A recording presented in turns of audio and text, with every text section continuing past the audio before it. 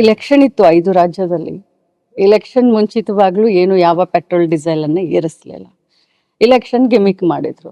Election ಮುಗಿದ ತಕ್ಷಣ ನೀವು ಬಂಗಾರ ಖರೀದಿ ಮಾಡಬೇಡಿ, ನೀವು ಗಾಡಿಯಲ್ಲಿ ಓಡಬೇಡಿ ಅಂತ ಹೇಳಿ ದಿಢೀರಂತ 3 ರೂಪಾಯಿ ಏರಿಸಿದ್ರು.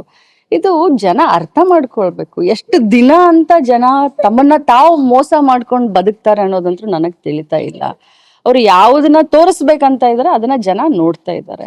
ಸೊ ಪೆಟ್ರೋಲ್ ಡೀಸೆಲ್ ಬೆಲೆ ಏರಿಸ್ಲಿಕ್ಕೆ ಆ ಈ ಒಂದು ಕೇಂದ್ರ ಸರ್ಕಾರ ಏನಿದೆಯಲ್ಲ, ಕಳೆದ 12 ವರ್ಷದಿಂದ ಮನಮೋಹನ್ ಸಿಂಗ್ ಇದ್ದಂತ ಸಂದರ್ಭದಲ್ಲಿ, UPA ಸರ್ಕಾರ ಇದ್ದಂತ ಸಂದರ್ಭದಲ್ಲಿ ಕ್ರೂಡ್ ಆಯಿಲ್ ಬೆಲೆ ಎಷ್ಟಿತ್ತು, ನಾವು ಎಷ್ಟಕ್ಕೆ ಇಟ್ಟಿದ್ವಿ, ಇವ್ರು ಬಹಳಷ್ಟು ಲಕ್ಕಿ ಇದ್ದಾರೆ. ಈ ಬಾರಿಯ NDA ಸರ್ಕಾರ 12 ವರ್ಷದಲ್ಲಿ ಇವ್ರಿಗೆ ಕ್ರೂಡ್ ಆಯಿಲ್ನ ಬೆಲೆ ಇವ್ರಿಗೇನು ಜಾಸ್ತಿ ಆಗ್ಲಿಲ್ಲ. ಈಗಲೂ ಕೂಡ ಜಾಸ್ತಿ ಇದಾಗ್ಲಿಲ್ಲ. ಆದ್ರೂ ಕೂಡ ಈ ರೀತಿ ಬೆಲೆಯನ್ನ ಏರಿಸಿ ಜನಸಾಮಾನ್ಯರಿಗೆ ಬರೆ ಎಳುವಂತ ಕೆಲಸವನ್ನ ಮಾಡ್ತಾ ಇದ್ದಾರೆ. ಕಂಪ್ಲೀಟ್ ಆಗಿ ರಾಜಕಾರಣ. ನೋಡಿ, ಪ್ರಧಾನಮಂತ್ರಿಗಳು ಈ ದೇಶದ ಅರ್ಥವ್ಯವಸ್ಥೆ ಮುಖ್ಯಸ್ಥರು.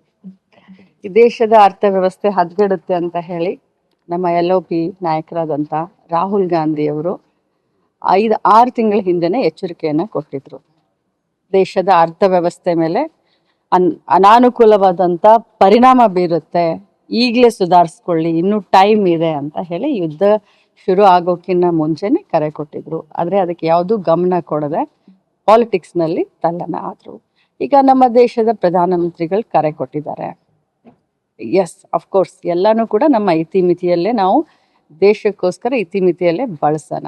ಬಟ್ ಇದಕ್ಕೆ ಕಾರಣೀಭೂತರು ಯಾರು, ಯಾಕೆ ಈ ಪರಿಸ್ಥಿತಿ ನಮ್ಮ ದೇಶಕ್ಕೆ ಬಂತು ಅನ್ನೋದು ಮೊದಲು ಚರ್ಚೆ ಆಗಬೇಕು. ಅವ್ರು ಕರೆ ಕೊಟ್ಟಿದ್ದಾರೆ. ಅವರು ಗಂಟೆ ಬಾರಿಸು ಅಂತಂದ್ರೆ ನಮ್ಮ ದೇಶದಲ್ಲಿ ನಾವು ಗಂಟೆ ಬಾರಿಸ್ಬೇಕು. ಅವರು ಚಪ್ಪಾಳೆ ತಟ್ಟು ಅಂತಂದ್ರೆ ನಾವು ಚಪ್ಪಾಳೆನ ತಟ್ಟಬೇಕು. ಅವರು ಪೆಟ್ರೋಲ್ ಡೀಸೆಲ್ ಜಾಸ್ತಿ ಬಳಸಬೇಡಿ ಅಂತ ಹೇಳ್ತಾ ಇದ್ದಾರೆ, ಅದನ್ನು ಕೇಳೋಣ.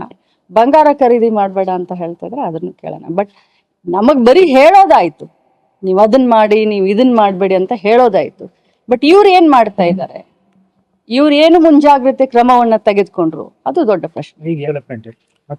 ನೀವು ನೋಡಿದಿರಲ್ಲ, ಮಾಧ್ಯಮದಲ್ಲೇ ನಮಗೆ ತೋರಿಸಿದ್ದೀರಾ ಯಾವ ರೀತಿ ಟ್ರಂಪ್ ಅವರು, US ಯಾವ ರೀತಿ ನಮ್ಮ ಪ್ರಧಾನಮಂತ್ರಿಗಳನ್ನ ಕಂಟ್ರೋಲ್ ಮಾಡ್ತಾ ಇದೆ ಅನ್ನೋದನ್ನ ತಾವೇ ಮಾಧ್ಯಮದಲ್ಲೇ ತೋರಿಸಿದ್ರು.